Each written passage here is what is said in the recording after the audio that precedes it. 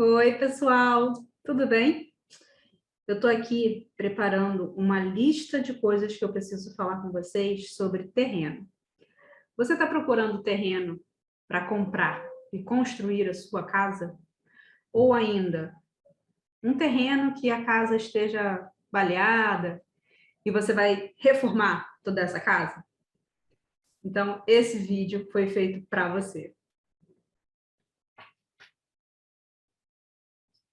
Para quem não me conhece, meu nome é Melina Silva, eu sou arquiteta com especialização em engenharia diagnóstica, com ênfase na prevenção de anomalias e doenças das construções.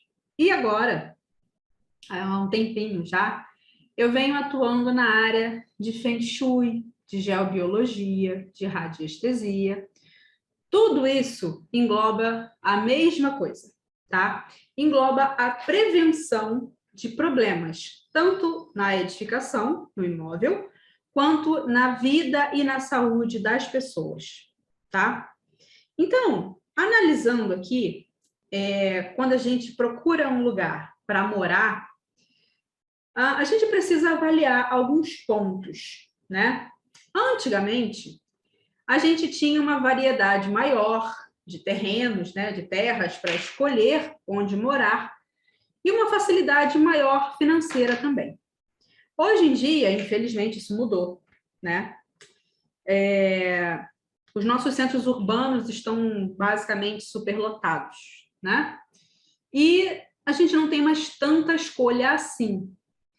Mas sabia que a gente ainda consegue analisar, avaliar muita coisa para que a gente consiga encontrar uma casa, um local, um terreno que a gente possa construir a nossa casa sem ter tantos problemas? É isso que eu vou falar com você hoje. A primeira coisa que a gente precisa fazer quando a gente está procurando um imóvel, eu sei que normalmente é isso que acontece, mas eu estou aqui para abrir os seus olhos em relação a uma coisa: a energia desta casa. Como eu tenho falado, né? Se você ainda não escutou, vai escutar agora. Tudo nessa vida é energia, tá? Nós somos um campo vibracional em movimento. Nós somos um campo vibracional ambulante, tá? E assim como a gente, as nossas casas também têm uma vibração, também têm uma energia. Se são casas já construídas, que outras pessoas já moraram, ainda existe as energias remanescentes, né? A energia das pessoas que viveram nesse local.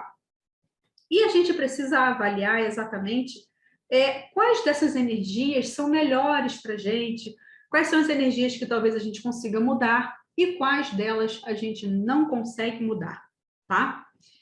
Então, a primeira coisa que a gente precisa analisar é o local desse imóvel, tá? Seja ele terreno ou seja ele já construído. A gente precisa olhar a nossa vizinhança, o que tem ao redor dessa casa, tá? Começando pela vegetação. Se você andar pelo bairro, né, onde está esse terreno, essa casa, você vê muita vegetação? Você vê árvores, você vê jardins, você vê até mesmo na casa das pessoas, né? Um jardim na frente da casa, plantas até em vasos mesmo. Você vê isso. Por que eu digo isso? As plantas também são seres vivos, tá? Elas também têm uma energia, essa energia também pulsa, ela também vibra. E essas plantas, elas podem nos dizer muito sobre as energias da Terra nesse lugar, tá? Em algum outro momento, eu vou falar sobre as energias da Terra, que eu estudo na parte de geobiologia, tá? Essas energias da Terra podem fazer muito mal para a gente, mas esse não é assunto para agora. Você quer saber sobre isso? Comenta aqui embaixo que eu gravo um vídeo só para você. Só para você, mas tem que pedir, tá bom? Então, essas plantas nos dizem muito sobre a energia dessa terra, tá? Se as plantas estão saudáveis, se elas não estão saudáveis, se não existem plantas nesse lugar, porque existem pontos que, devido às energias, as vegetações não vão crescer. E vegetações que forem colocadas nesses locais, elas não vão sobreviver, tá? Então, essa vegetação já nos diz muito.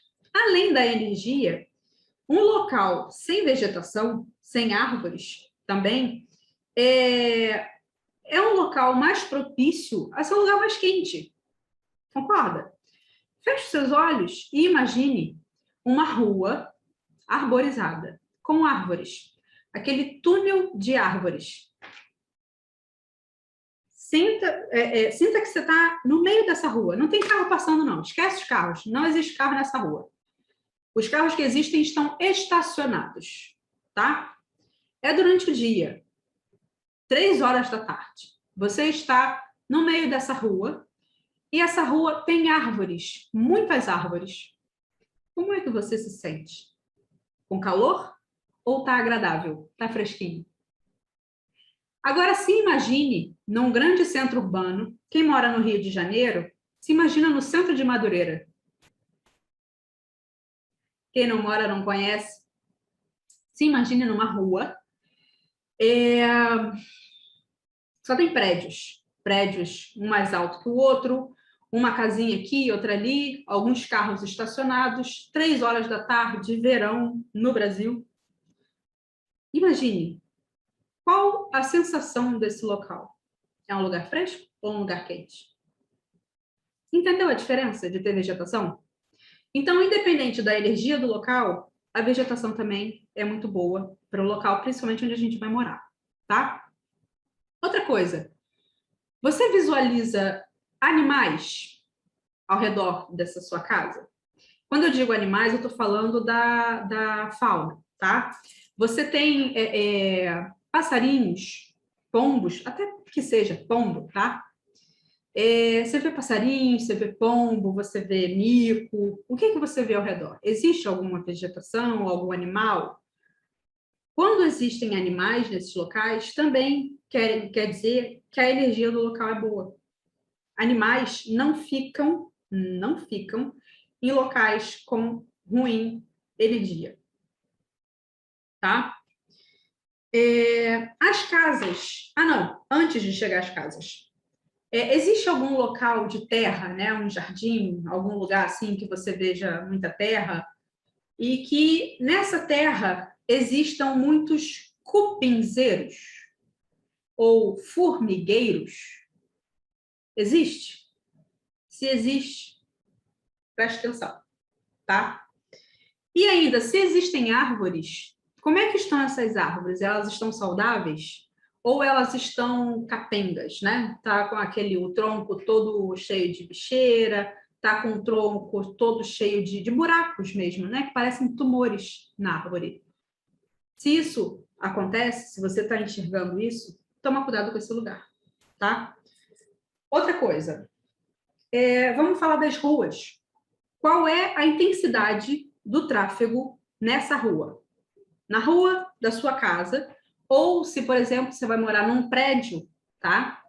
E as janelas do seu prédio dão para essa rua. Não necessariamente você entra por essa rua, mas entra no prédio por essa rua, mas as suas janelas, tá? As janelas desse apartamento dão para essa rua. Qual é a intensidade do tráfego? Entenda que ruas com grande tráfego, tá? Como ruas, pistas de rolamento ou grandes avenidas, são ruas que mantêm um fluxo intenso de carros, tá? E as energias são sugadas por esse tráfego.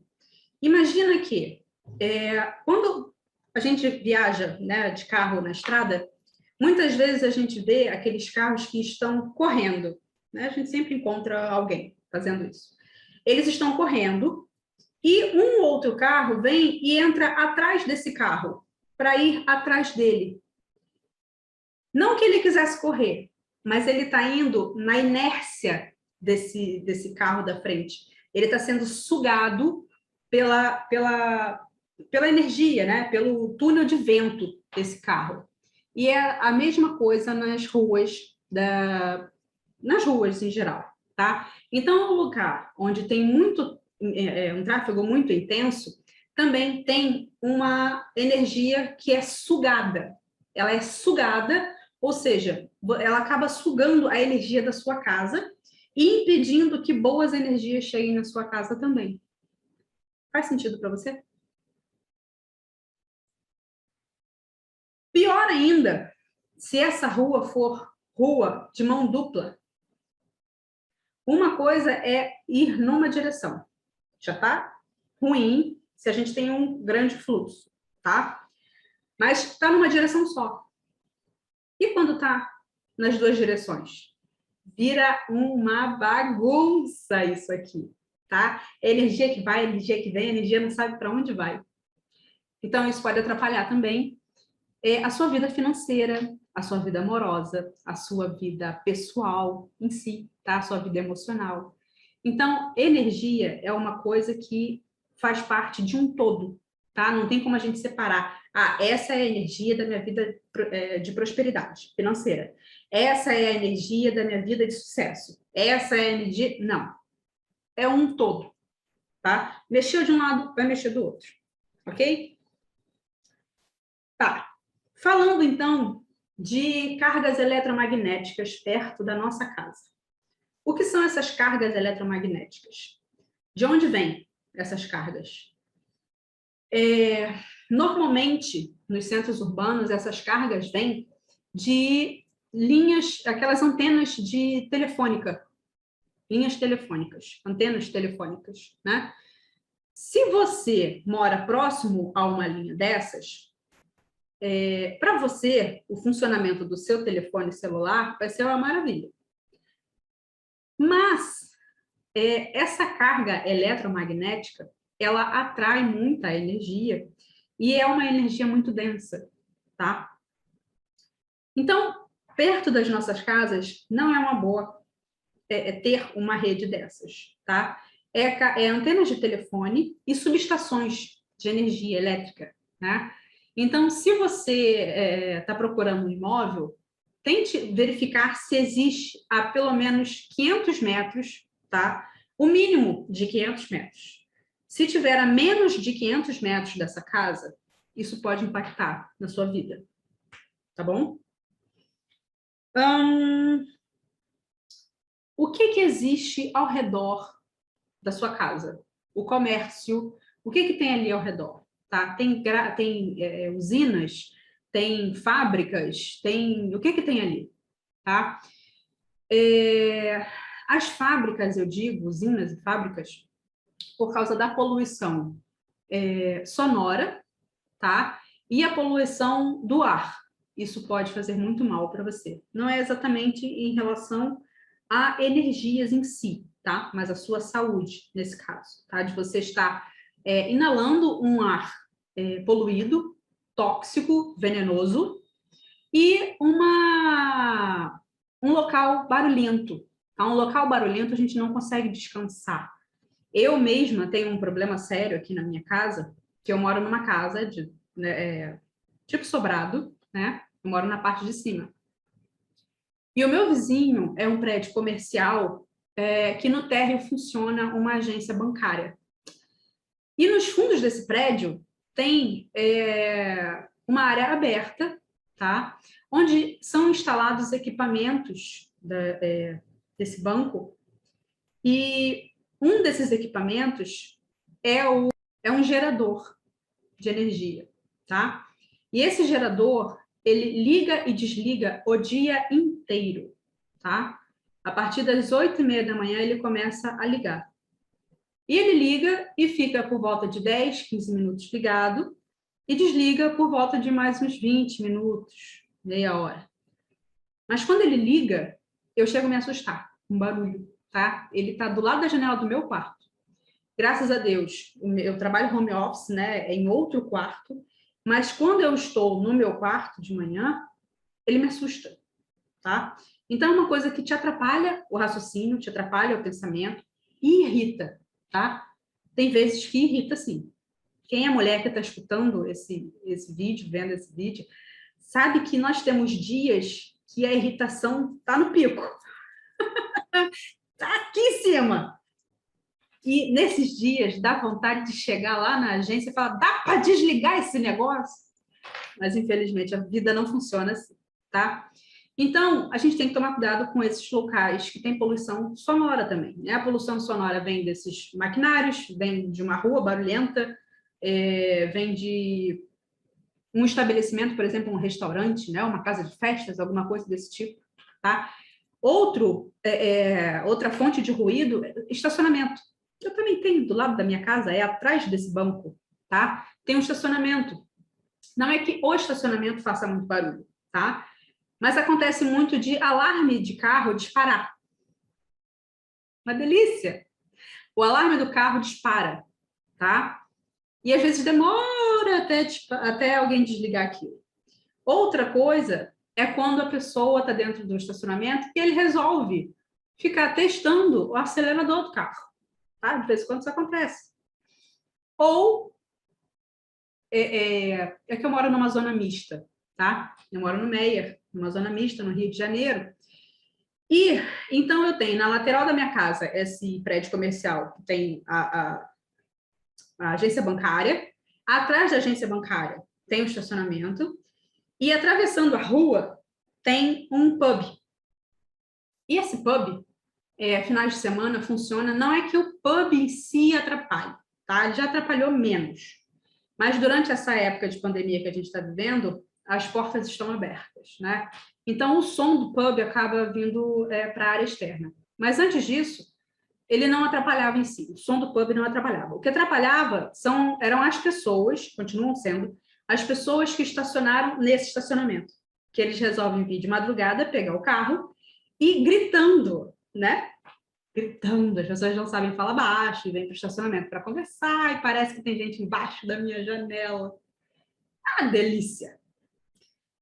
Mas quando a gente veio morar aqui, esse banco já existia, sim, já existia, mas não existia o estacionamento e não existia o pub. E hoje não é uma opção sair da casa, tá? Mas se você está procurando ainda essa casa, você pode fazer essas observações, tá bom? Uma outra coisa que a gente precisa observar são as casas ao redor. O que essas casas ao redor te informam? São casas bem cuidadas? São casas maltratadas? Isso não é sinônimo de lugar rico ou lugar pobre, tá? Porque as pessoas podem ser pobres, porém cuidadosas, tá?